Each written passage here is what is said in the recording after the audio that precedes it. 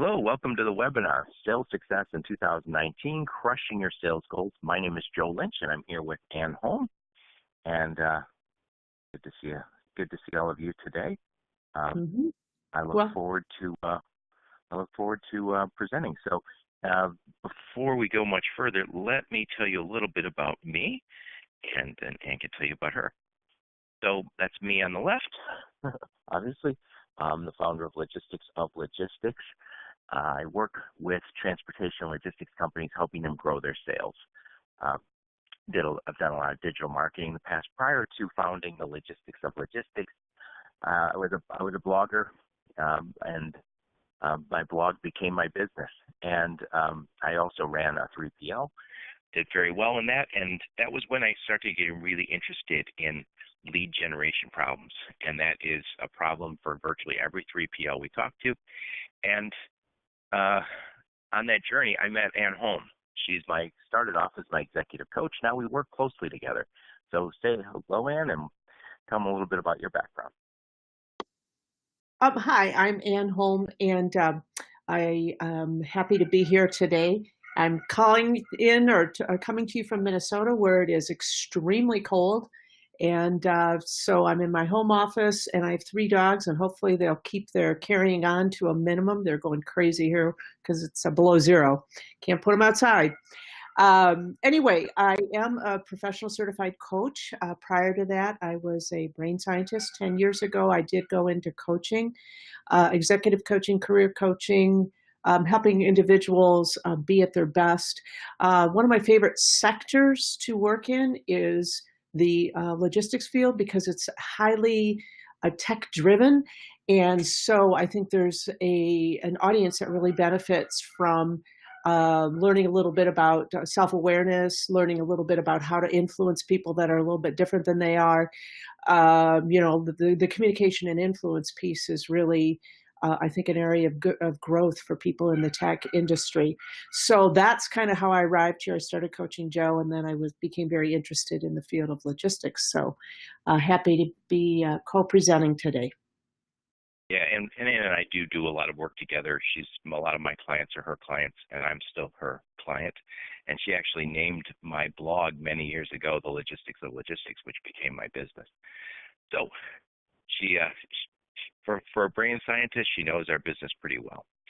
So the agenda today, the ultra-competitive 3PL market, differentiating your product, reducing sales cycle time, getting more leads, and then improving your leads, or improving your people, and so they can get more leads and get more sales. So jumping right on into the first section, anybody who's in this business knows how competitive it's become. And shippers are really have much higher expectations than they once did. In the past, it was like, hey, just come pick up my stuff, and please don't damage it too much or be too late with it. Now we have shippers who are going online. The internet has given all of us the ability to do a lot of research online. They're very selective about what they consume online and offline. Shippers are also very distracted. You get into an office and everybody's playing with their phone now. Even 50-somethings like myself, I think, still addicted to touching your phone too much. So it's hard to get their attention. They're very selective about what they're doing, and they're large and in charge when it comes to the buying process. You might have a selling process, but the buying process trumps it. Ideally, we're aligning our selling process to their buying process. And Ann speaks a lot about distraction at conferences. It's a big, big problem getting attention from the people we're trying to sell to. Anything to add, Ann? Yeah, no, this is in fact actually one of my favorite pictures, because it really does show the 21st century customer. He's powerful with his ways to get information, but at the same time he's distracted. So how do you cut through that so that you can connect with him? Yep, absolutely. So continuing on, some other things, supply chains are much more sophisticated. Everybody I work with talks about the Amazon effect. Amazon has raised expectations. They've made it really easy. The online notifications, everything is kind of driven that way. Also, supply chains are global. So often now, I'm from my background's in automotive. When I was a young engineer, I spent a ton of time in Asia. Um, Now it seems like every other part comes from Asia or Mexico.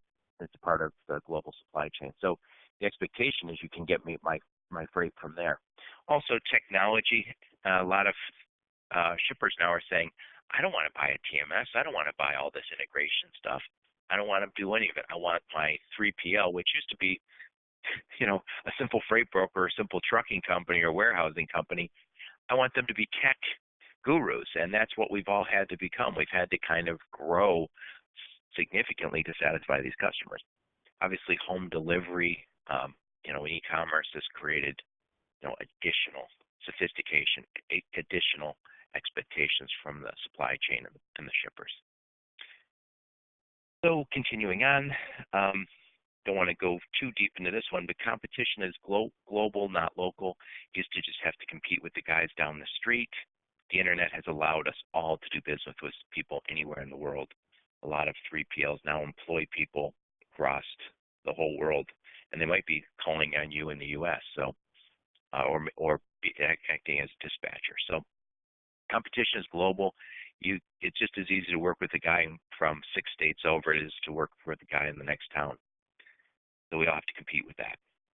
Lastly, and this one is a big one, to do a whole webinar on this one. So many new business models in our space. It used to be very kind of simple. People had assets or they didn't have assets. They were a broker or they owned warehouses. Now the lines have blurred so significantly. When you see a trucking company now, they're all saying, I need a brokerage division, or I need a 3PL division, or I need warehousing. They all need technology. The new tech startups like Convoy and Uber, they're kind of trying to convince the world that they don't need all the middlemen in the middle. And if you don't add value in the middle, I think they're right. Additionally, there's a slew of new investors who are, disrupting the space, either as venture capitalists or private equity guys. You have the biggest companies making more and more purchases of smaller companies. So we're seeing big players, and those guys are becoming competitive juggernauts. So we all have to get better. And so this hopefully lays out why we all have to work a little harder to get better at what we do in sales. And that begins with differentiating your product. And please jump in on this one. Sure. When I say product, I don't mean just your service. So often somebody says, I sell LTL services. How can I differentiate it? You can't. You're working with the same 25 LTL companies that do 90% of the freight. You're working with the same truckload. I get so tired of hearing somebody say, I work with 40,000 truckload carriers. And I always say, how many do you pay every month? It's never 40,000. And I understand you need those networks, but everybody's kind of saying the same things. We have to differentiate ourselves. We have to start saying stuff beyond, I have great customer service and the lowest price. Not everybody's lowest price. There's one guy out there who's lowest. What I mean is when you're trying to differentiate, it might be messaging. It might be the content you're sharing. It might be a specialization in e-commerce or retail or manufacturing or China. So you really want to kind of, outside of the product, start looking at yourself, looking at your company and say, what information can we provide? What web presence can we have that makes us stand out? And please add something. Yeah. So what I wanted to add to that is that what you're describing is a trend toward everything being a commodity. And many things have become a commodity over the years because of the internet.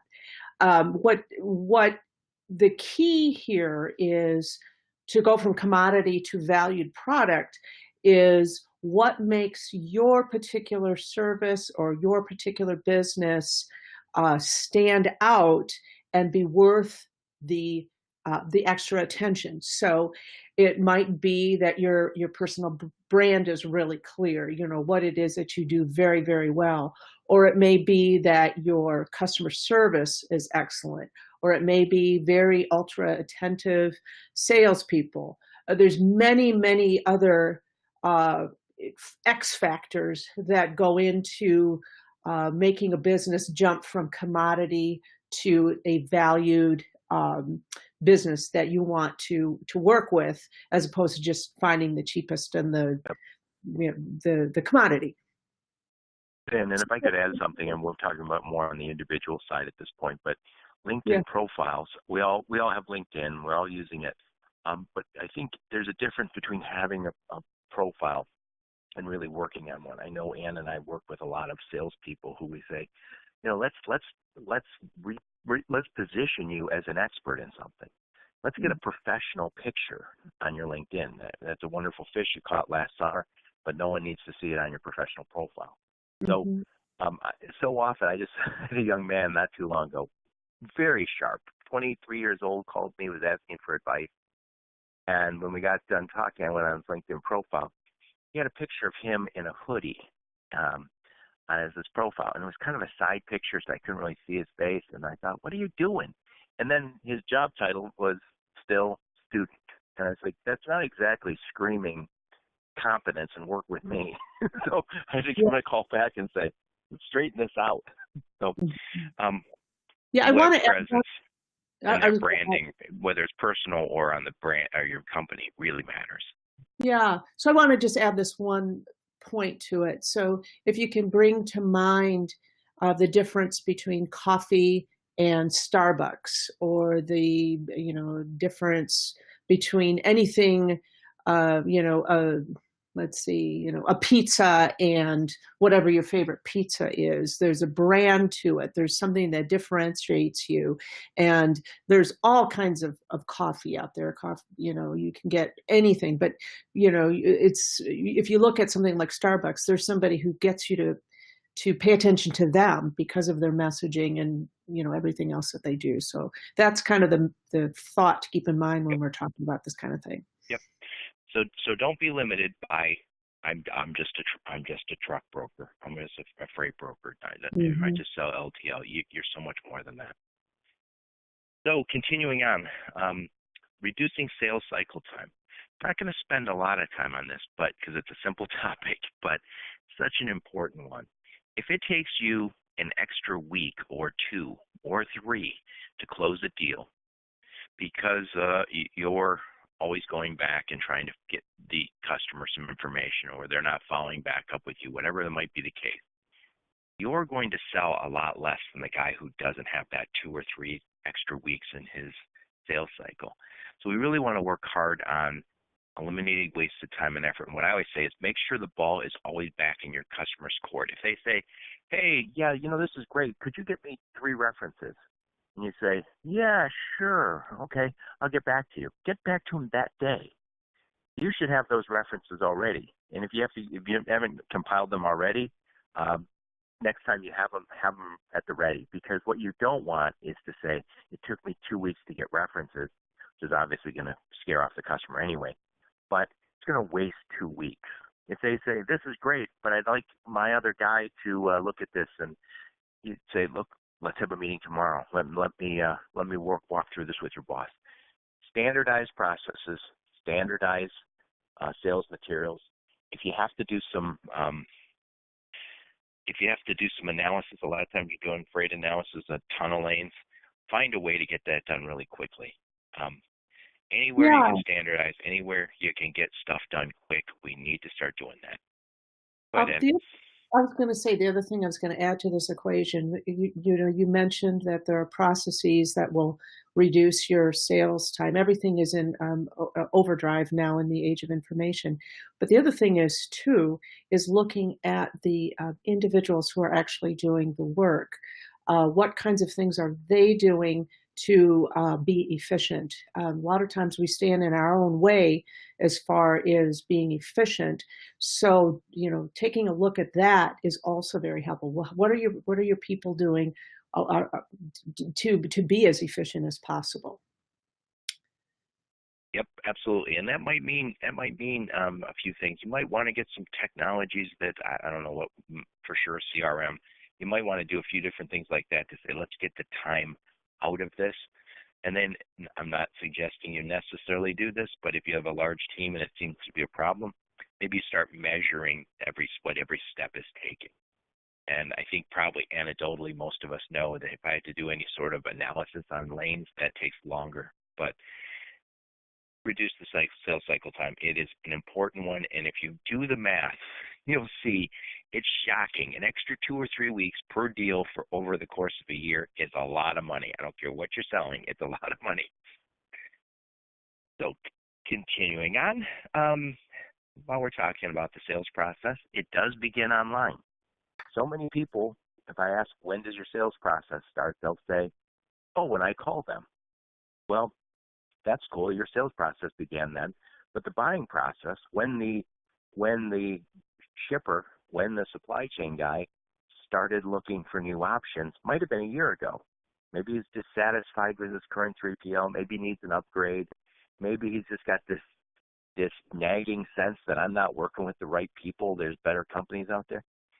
He or she starts playing around on Google, just like the rest of us. We know when my kids were going off to college, of course, we're online looking at all the colleges. You want to buy a new house, you're looking online at the neighborhoods you want to buy. Cars, trips, everything begins with a Google search.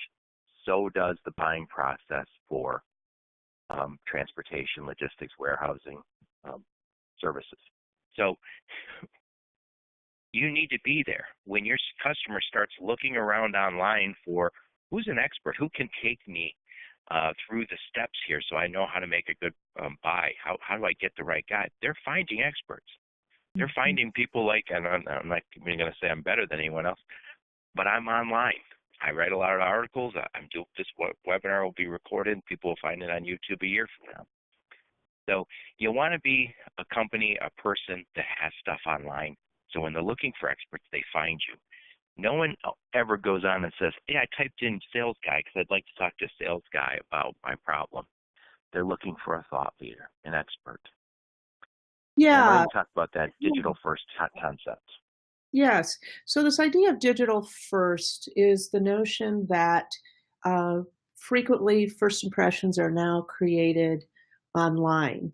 So it's very important for both companies and individuals to have a good sense of who they are, what they bring to the table, what's their value proposition, so that if you do get found, you're making a great first impression. So if you think about all the transactions that you do every day, I'm going to suggest 80 or 90% of them do start with that online search.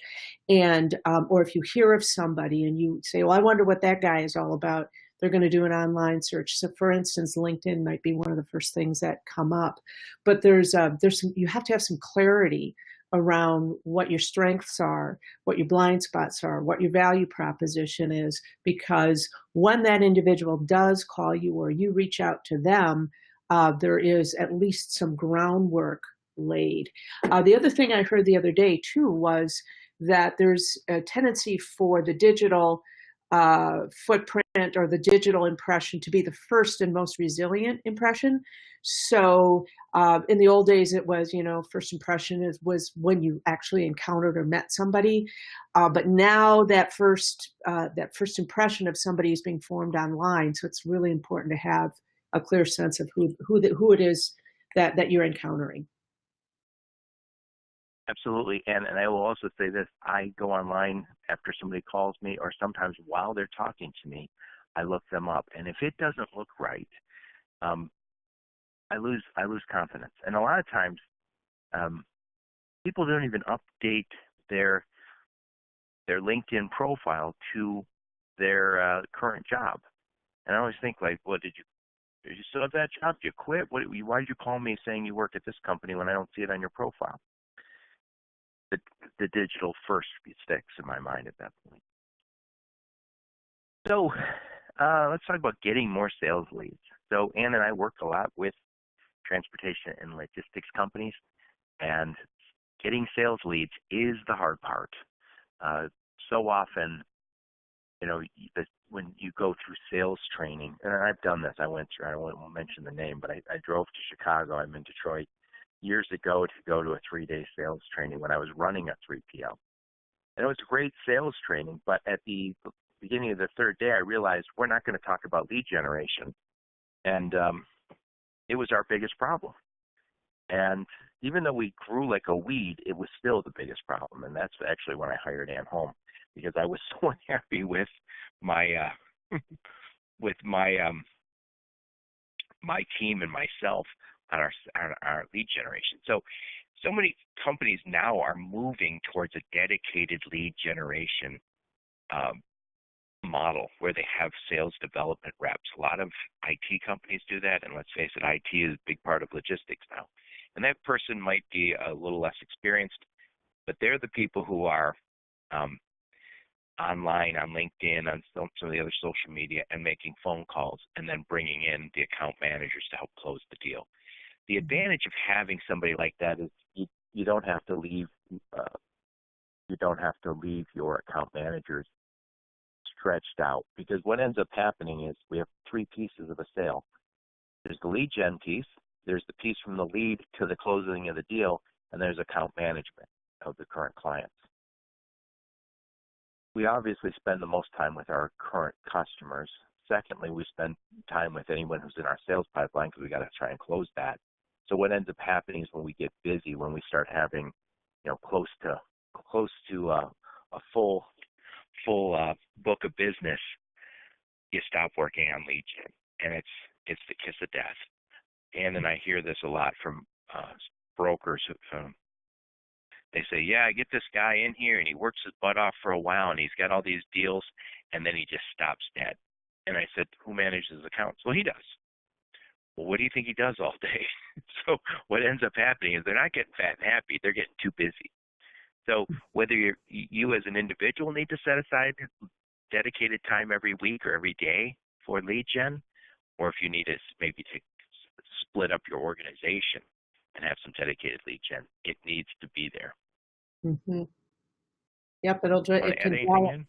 Yeah, the last thing I want to add into it is it can dry up in a hurry, because in the old days, you might hang with a contract for a number of years, but now, since there are options out there floating around, business that you've counted on may not be there because they've found somebody else, or somebody else has reached out to them, or whatever. So, this idea of ignoring the lead generation it can be quite fatal for lots of reasons. I'm a business owner myself, and I've experienced it where I've been very, very busy and then turned around, and everybody's doing great. They don't need a coach. Off they go, and now I got to restart everything. So you want to have some lead gen in there.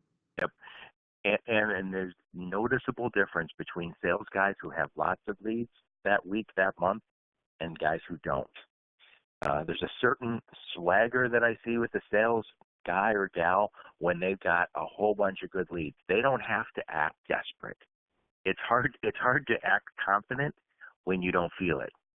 When you have a whole bunch of really great leads that you're following up on and you think, I'm going to close all these deals this week, you feel great. If you feel like, oh my God, I'm not going to close anything this week, you start getting a little panicky, and it comes through in your voice. We don't all want to be desperados. We want to be that. We want to have a little bit of confidence, a little bit of swagger. So continuing on, what we're advocating here is we're saying let's build an ongoing relationship with your market. A lot of companies are doing this now. You want to be able to communicate your expertise to the industry, to your customers, to your prospects. So when somebody goes online, they find you and they think, wow, this is the guy I want to work with. I've been following his blog or his video or attended his webinar. And when you're ready to buy, you say, I'm going to buy from that guy or that gal. So if you can start to build that relationship, not with just one person, with the whole market, you're going to be doing something, a one-to-many. A lot of people are calling those a sales platform. We'll call it a 3PL sales platform for our purposes. And It's web presence, it's content marketing, it's getting that content out there, distributing it through social media. And then obviously you have to capture those leads. You want to have a list. I can have a list of 1,000 people who think highly of me. That's a good place to start. And I want to nurture those leads into sales. And if you can have a sales platform, you can think of it as like a political platform without all the arguing and craziness, is it rises you above the rest of the market. So you're on a platform. You can be seen. You can be heard. Ideally, you build a following. And Ann always used to say to me when I first started working with her many years ago, become part of the conversation. And when you become part of the conversation, funny things happen. People start connecting with you. People start following you. You start getting asked to speak at conferences. People start asking your advice. You become a leader in that space. And it takes time.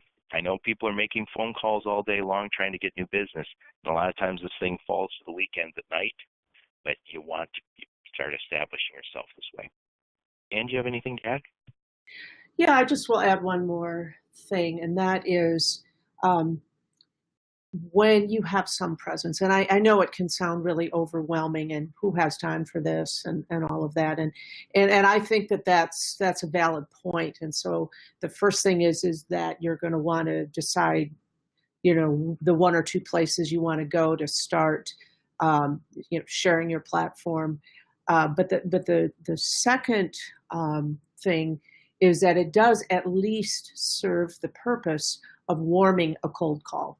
So if you are going to reach out to somebody by phone, and by the way, it's very important not to forget old sales techniques like phone calls. Sometimes you lean so heavily toward digital that you forget that you still have to talk to an actual person and you still have to pick up the phone. Yep.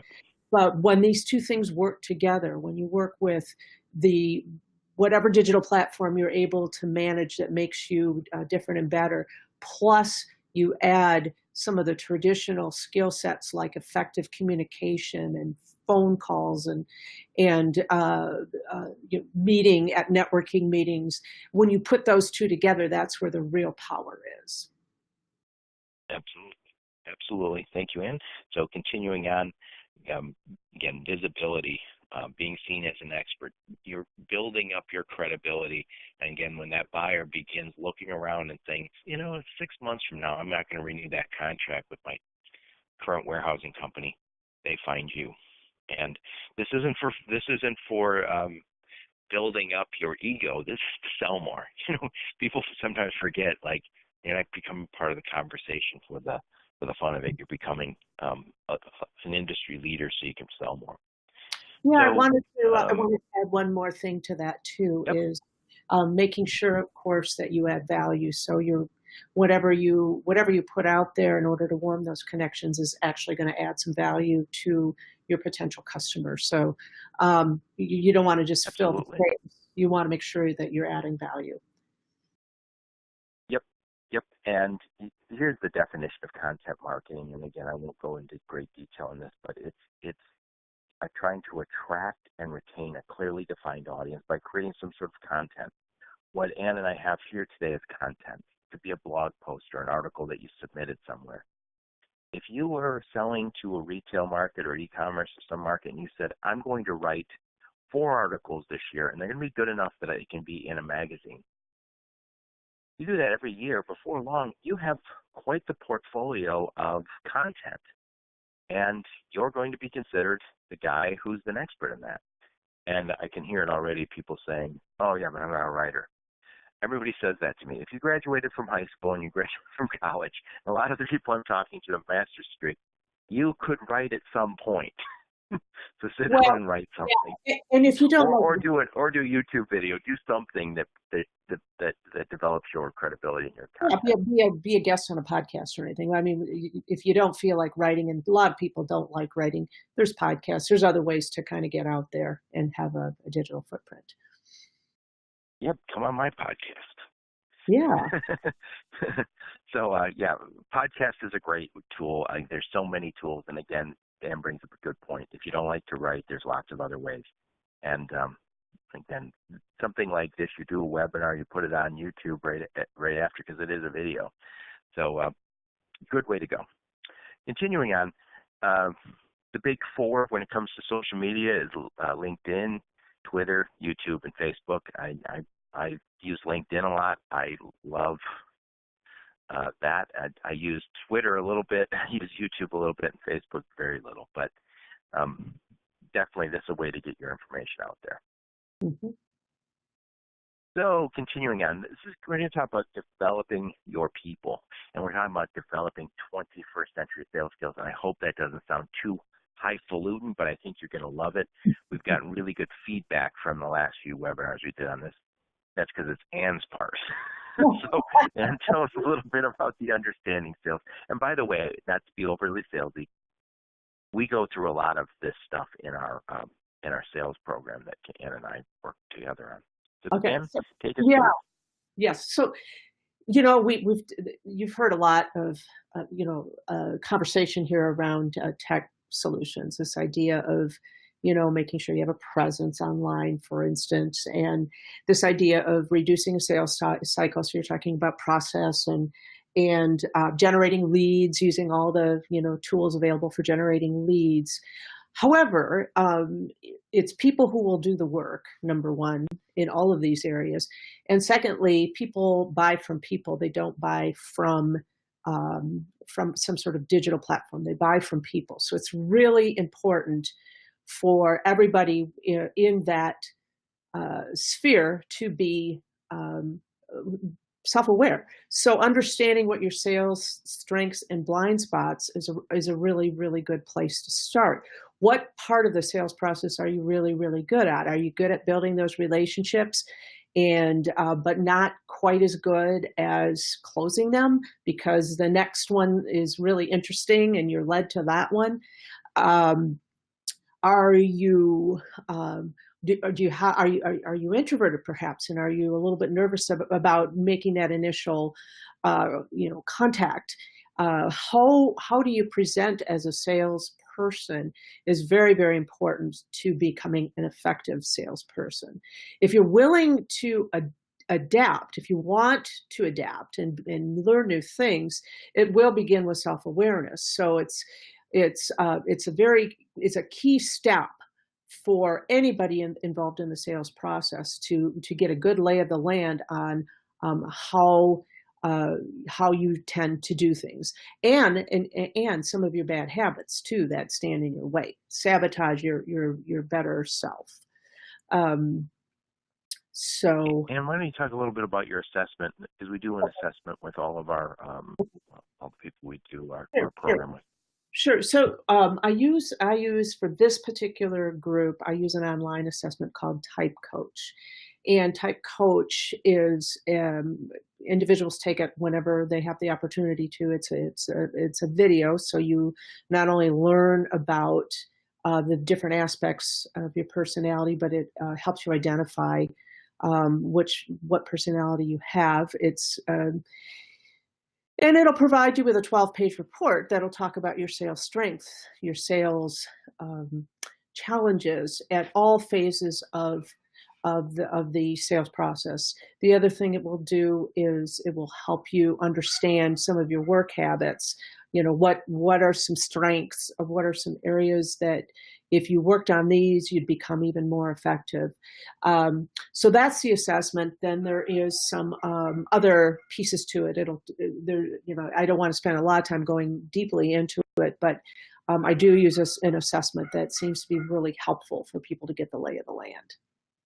I should also just add, I did my sales assessment with Anne many years ago, and I still look at that report. And when you look at it, it's almost like it's articulating your strengths and weaknesses in ways that that really resonate with you. But at the same time, you might have never said it that way. And when you see those weaknesses, you go, oh, yeah, I do that. I do that. And then as soon as you just have that level of awareness, it does tend to change people. I know it's changed me. So great stuff. And it's really where I always, Anne doesn't like me to say it this way, but I like to say one size doesn't fit all. We all don't do the same things the same way. So if you understand your sales strengths and your blind spots, you can start adjusting, and then that helps also in your way of adapting to others. So, Anna, we'll talk a little bit about personal branding. Yeah. So the other piece of this, so the first assessment that I will do will be a way for you to assess yourself. So it's called self-reporting. So you assess yourself. But the other part, and this is a very key part, is there's also a whole bunch of people who have an impression on how you present to them. So these people might say, he's got a really great sense of humor, or he is really good at detail, or there's aspects of yourself that stand out and can be leveraged. So the other thing I like to do is to take a sort of a 360 appraisal of how others see you. And then we see how in alignment they are. So how do you see yourself? How do others see you? And what are the points in which that you can leverage? What are the strengths? What are the blind spots? It gives a really, really nice set of data points to start examining yourself as far as how you present, how you communicate, how you influence. It's a very powerful set of data points. And the other thing, absolutely. Yep, and the other thing too is that you can often use that, harvest some of that for your LinkedIn profile. So it's got that delightful bonus tied into it. Yep, and I talked about this a few times, even on my podcast. Is I was an engineer in the beginning of my career, and so as a result, I would always kind of put down that I'm detail oriented and that I'm detail-oriented and analytical, and I'm not really not those things. I can do those things. It's just not a strength. I certainly would never say it now, because I'm more of a visionary guy. I try to be anyway, and I'm more of a strategic guy, which is fine. But to kind of cloister myself down in this other way, it was really because I think I probably picked up a resume, and it's that the engineers should be analytical and detail-oriented. So I wrote it on my resume, and it probably stayed for a decade. So until you do these personal brands, until you do some of these assessments at the end, we sometimes have this different view of who we are, and it's probably inaccurate. Yeah, and it also makes it a lot harder to do your work because you do something you're not and you get tired. So if you're not very engaged and you're really exhausted, it often means that you're not, you're driving your car, but your wheels aren't in alignment. You just can't go that far. Yeah, exactly. So I hear your associates there, Ann. Oh, I know. I'm trying to mute them out. Honestly, got a slow here, and they're just losing it. So Ann, tell us a little bit about temperament. Yeah. So the temperament piece. Temperament's an extremely useful way to connect with another individual and influence another individual because it recognizes a particular style. So there are 4 temperaments, and they are the traditionalists, the experiencers, the conceptualizers, and the idealists. And they approach things differently. They approach work differently. Their presentation is different. And if you know your style, where you fall in the temperament mode, and then you can make some guesses about what somebody else's style is, you're able to bridge those communication gaps pretty quickly. So this is an example of it.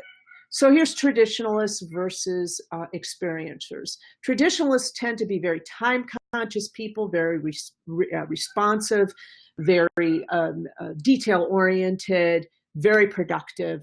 You don't want to tell them to relax. That's just kind of how they are. So this other type, which is the experiencer, these people tend to be a little more playful, relaxed, yeah, I got this. Now imagine those 2 individuals either working together or trying to work on a sale. And the individual on the left is saying, well, I want this detail and I want this and I want that, and don't waste a lot of my time. And then the experiencer comes in and goes, hey, hey, how was your weekend? Hey, I just saw the funniest thing. And they start chatting, and you'll notice the traditionalist is like tapping their watch, and you've lost them. It's very important. And there's really only 4 that you really need to worry about, but their styles are different. So when I work with somebody on this stuff, I'll show videos so you can start to sharpen your eye for it.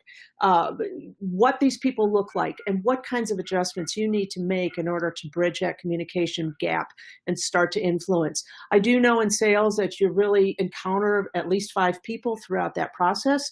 They're very likely to be different types of temperament. So it's very helpful to kind of know which one you're actually dealing with. So a person here on the right, for instance, an experiencer, might come into a meeting with a traditionalist being very, very, very prepared, because that's what is going to create respect and attraction for them. And what's interesting is when you do go through the temperament training with or coaching with Ann, as you start to look at the videos and you start to get the instruction, you start to realize little hints, little things that tell you this is the way this guy is. And it's once you have a little bit of sense of it, it becomes a little more obvious, and I kind of the game slows down, and put it in football terms. So yeah, it's a great tool to have. And for a sales guy, if you don't adjust, so often you act like you're selling to an experience and he's a traditionalist, and you're shucking and jiving and having a good time. He might think you're unprofessional. You might just lose him in the first meeting, and you thought, boy, that went well because he wasn't rude, but he's turned off. Yeah, so you can really. So continuing on, and we've got our conceptualizers and our idealists. Oh, by the way, Ann and I are both in the idealist camp. We're the ENFP, both of us. Yeah. Yes. And so ironically, because we are the same, it's kind of, there's also a problem when you're dealing with somebody who's actually the same, because you have the same blind spots. So, if you know that about yourself, and when you're dealing with somebody that's very similar to that, you have that immediate rapport, but then you both have the same blind spots. So your deal may not progress very far, because you're hanging out sort of, talking big picture, because Joe and I are big picture talkers. Well, we could do this all day long. But if I need to get a sale or move this process along a little bit, I have to have some techniques to be able to break out of that. And it might be as simple as saying, we're talking really big picture here, Joe. What are some details we need to work on? So I can bring that conversation into focus that will move the sales process along. So, sometimes it's not valuable to have the same temperament working on the same thing.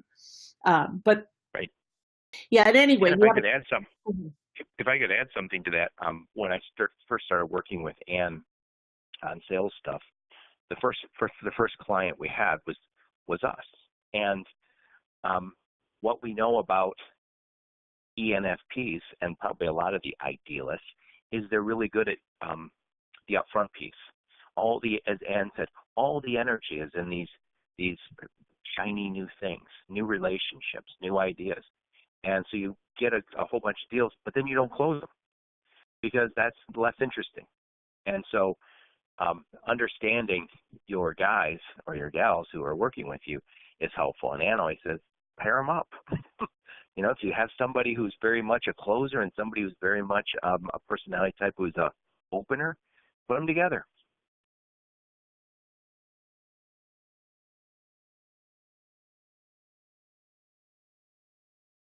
Yeah. So, that's another, aspect of all of this, is to you develop your people so they know their strengths and blind spots, help them find ways to bridge the gap and influence people that are different than they are. That works real well. It's a very teachable skill set. Okay, so continuing on, and this become a recognized expert. This kind of ties into a little bit about personal branding because, when you're starting to talk about your own personal brand, there's the functional area of, what I work in, and then there's my personality type and, how people perceive me. But I think it makes a lot of sense in this very tight market that we're in to start to develop your brand, your LinkedIn profile is what I always think in terms of start to make that look like this is a recognized expert in a space. And you might say, I want to be known as the LTL expert. I'm not so sure that's the best way. I think you could say I'm an LTL expert who works with all the major retailers or with, I have worked with 6 manufacturers, and start to be the guy who's inch wide and a mile deep as opposed to a mile wide and an inch deep. I think the world is looking for experts. And I said it earlier, I mean it. Nobody goes onto Google looking for a sales guy. People want to go on, search around, find the right company for them, and then reach out, which just kind of bypasses the whole sales effort in a lot of ways. While you're busy making phone calls, there's other people who are searching for the right guy and then looking for him. And again, not to put phone calls down. If you're going to get a deal today, it starts with a phone call. So again, consider what area you're already kind of an expert and just keep developing that. And it might not even mean creating content. Maybe it's just sharing content and comments. Maybe it's getting invited to a conference to speak at something. So that, I believe, is the last slide. Hang on. Yes, it is. So we have a chat box here. If you guys have any questions or comments, please let us know. Mm-hmm. Yeah, it's and go ahead, Ann. I was going to say, we covered a lot in this webinar, so I just want to, clarify the key strategies to improve sales in 2019. And the first one is this idea of, having a clear online presence. And in order to have a clear online presence, it's important to have some sort of expertise, some sort of way that makes you not a commodity. That's the first thing. The second thing is reducing that sales cycle. So looking at how you do business and how your people do business. Where can you create efficiencies? And the third thing is to develop the people so that they are better influencers, better communicators, better at the work they do, more engaged. That is the third prong of the keys for 2019 sales success. Well said, Ann. I couldn't say any better than that. So there is my email, joe@thelogisticsoflogistics.com, and my phone number. If you guys have any questions that come up after this, please don't hesitate to ask. And again, Ann and I do sales training and coaching. That's our business. And I work exclusively with transportation, logistics, and the technology companies that work with supply chain. So questions, comments, please hit us up. And we're still not turning business away, so feel free to give us a shout. Thank you, that concludes our webinar for today, unless I see a question pop up in the next minute or so. Okay. I think we're all set. Thank you all so much, and thank you, Ann. Yeah, thank you for taking the time to look at your professional development today. All right. Bye-bye.